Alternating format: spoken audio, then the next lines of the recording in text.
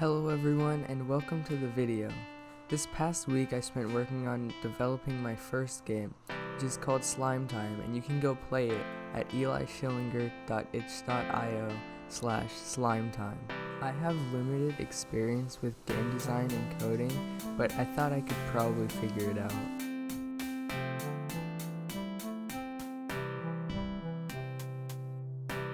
So to start off, I just made the simplest platformer mechanics to make sure that I could figure it out. And then I also added this automatic camera zoom, which I was pretty excited about because I figured that out on my own. After my first day was successful, I started working on making it into more of an actual game.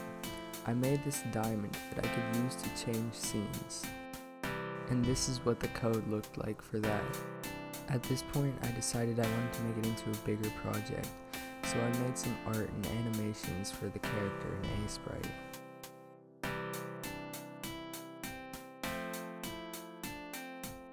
It took me quite a while to get the hang of animations in Unity, but I eventually got some movement animation in, and it turned out pretty good.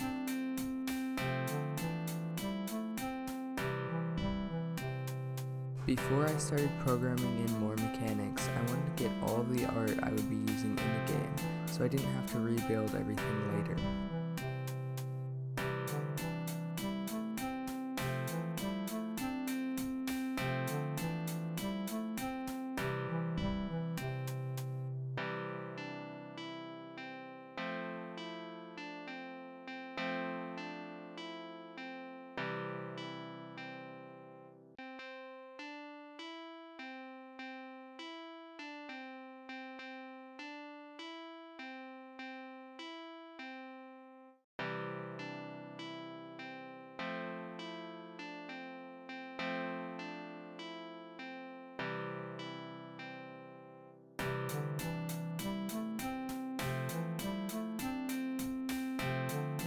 Once I had all of my art in Unity, I made my ground art into a tile map and made this first level.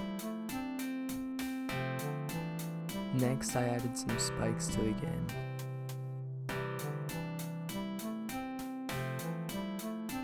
And then I added the other thing that kills you, which is the enemy, and I wanted this to move back and forth on a platform like most platformer games have. So I spent most of the day putting together this movement script, which basically has two extra hitboxes that check if there's a wall or a cliff in front of the enemy, and if there is, it flips the sprite and changes the direction it moves in.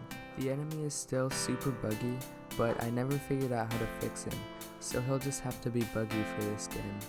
The next thing on the agenda was to get a coin collection system going, and this took me about 6 hours to figure out, because I kept accidentally using 3D code instead of 2D. But eventually I got collectible coins in the game. At this point I decided to go back and finish a few things that I left from other parts of the project, starting with the player's hitbox. So I gave the player a second hitbox to use while it was in the air, which I got to work by setting whichever one I didn't want active to a trigger when I wanted to use the other one. Originally, I was going to have 4 different hitboxes, but that was a massive mess, so I just simplified it down to 2. Now back to the coin collector, the dual hitboxes mess it up so that while you were in the air, it counted 1 coin as 2. This was just because it would detect the trigger hitbox and not disappear, and then also count the non-trigger hitbox. But this was easily fixed with a couple of lines added to this script.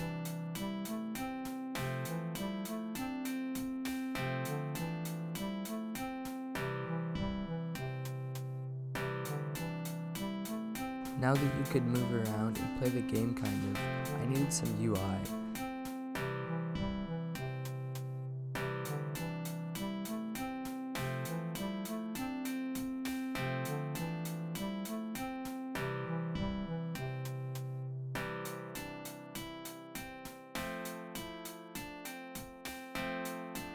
And then using this script, I made it so that when you touch an enemy or a spike, it plays the death animation. But I didn't disable anything at this point, so you can just still play with the death animation playing. I imported all of that new art into a new scene and turned it into a main menu, which was a lot easier than I thought it would be. Then I made this death screen, and I got it to show up when you die using this script.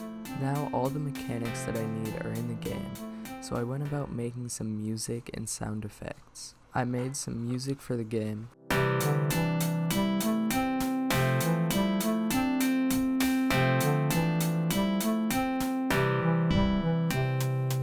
some music for when you die,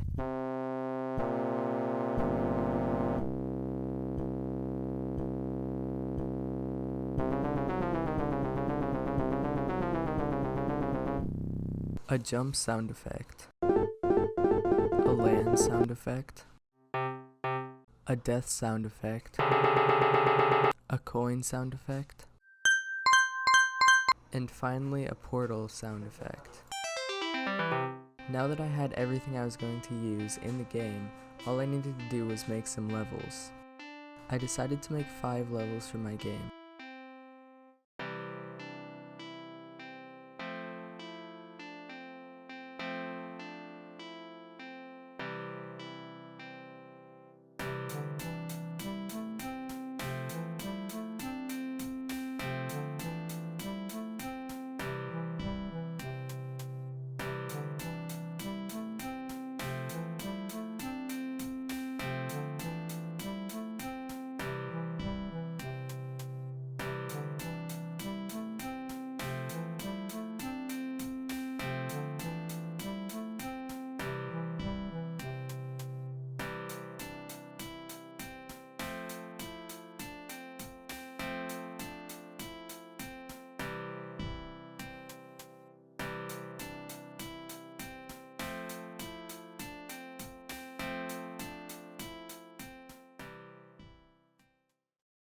Finally, I uploaded it to itch.io so that you guys can play, and I'm officially finished with my first game.